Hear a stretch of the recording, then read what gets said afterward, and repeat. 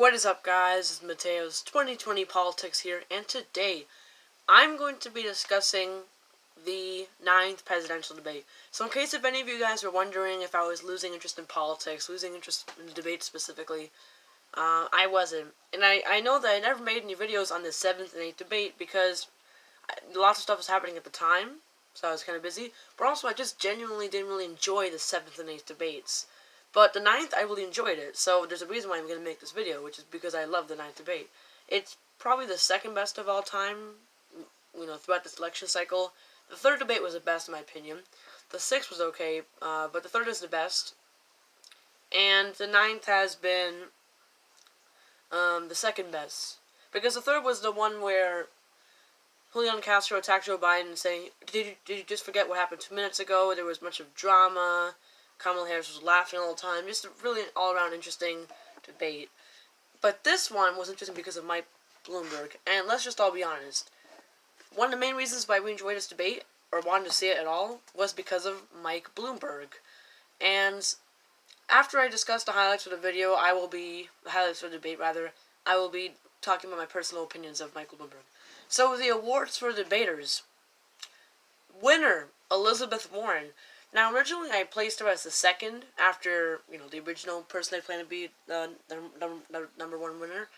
But now, when I actually analyze the debate more, I see Elizabeth Warren won because she was sharp the whole time. She never had any bad moments. There wasn't any flat moments either. Every single thing that she said was memorable. She was, of course, isn't as populist as Bernie, but she was showing that she still is almost like Bernie. She's almost as populist as him.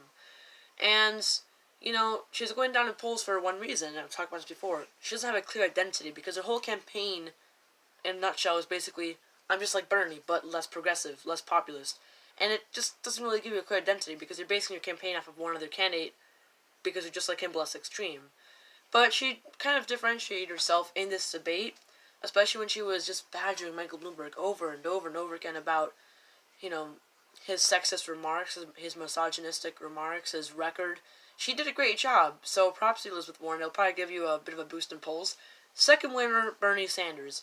Now, Bernie Sanders didn't do amazingly in this debate. He didn't do a bad job either.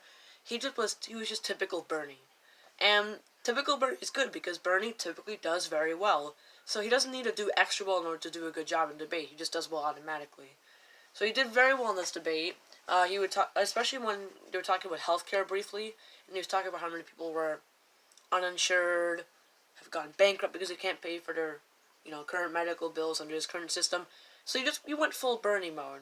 He embraced the whole statistics deal, so that he did well because of that. Now, one thing to notice is that there aren't too many awards in this video because there were only 6 candidates.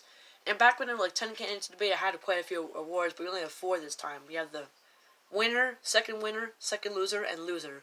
So second loser is of course going to be the person who did the second worst, and that is Amy Klobuchar. So somewhat of a controversial choice, but with Amy Klobuchar, there are mainly 3 things to note about her performance. 1, she attacked Bloomberg in a very strong manner. She did very well in that part of the debate, but overall she was kind of flat. Besides that one time where she attacked Mike Bloomberg, or rather a couple times she attacked Mike Bloomberg, the rest of her moments were not memorable. And when you are a second-tier candidate, you need to do all the debates. You need to be memorable, because she came out being kind of forgettable, and that caused it, of course, to be flat. But we also can't forget about the fact that she forgot who the president of Mexico is, and it was an early interview that I saw, in which she forgot the name of the Mexican president, or she just didn't know in the first place.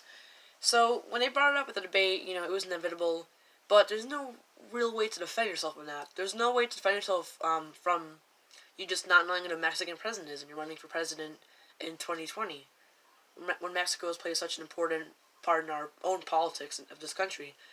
But there's no way to really defend yourself, so it wasn't really her fault. It wasn't that she could have done better defending herself, it wasn't that she could have done worse. It's impossible to defend yourself and make people think, oh yeah, actually she's right.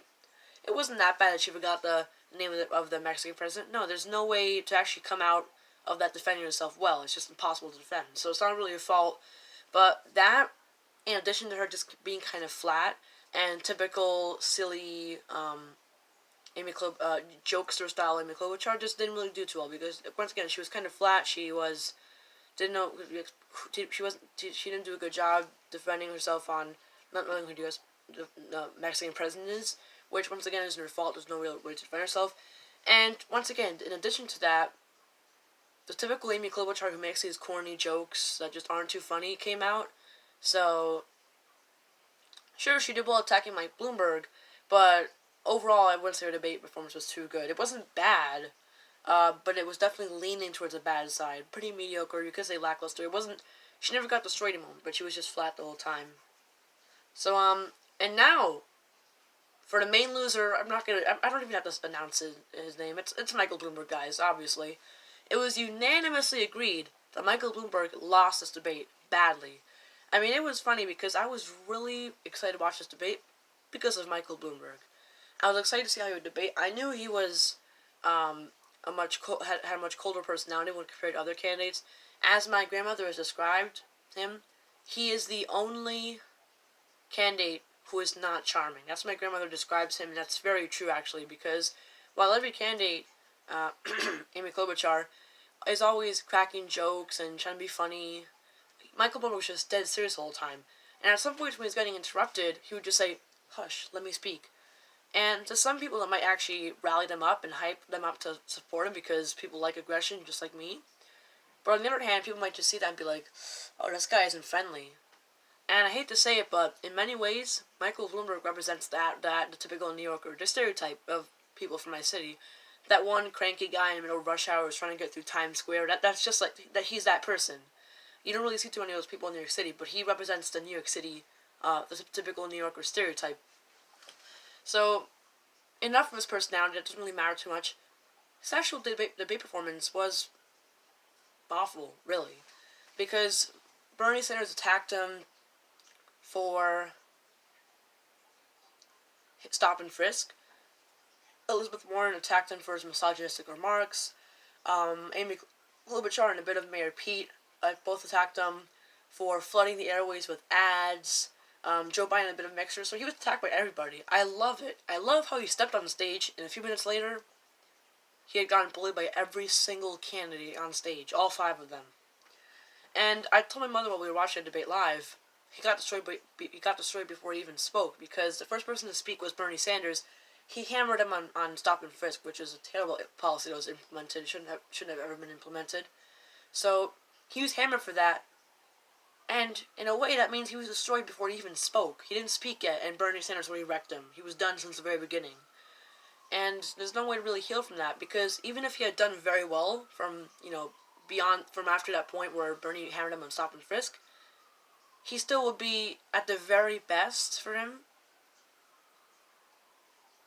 he done okay. At the very best, he would have done okay if he hadn't received any more attacks after a stop and frisk attack. There's no way to win a debate after you get attacked for stop and frisk, which is a terrible policy. So, but on top of stop and frisk, he was attacked by Warren, he was attacked by Klobuchar, Joe Biden, a bit of Mayor Pete, over and over attacked by everybody. So he was just destroyed. It's unanimously agreed that he was just finished. Is his campaign over? No, he's probably going to still be a top contender. But will it affect his poll numbers? Yes, I could definitely see him falling.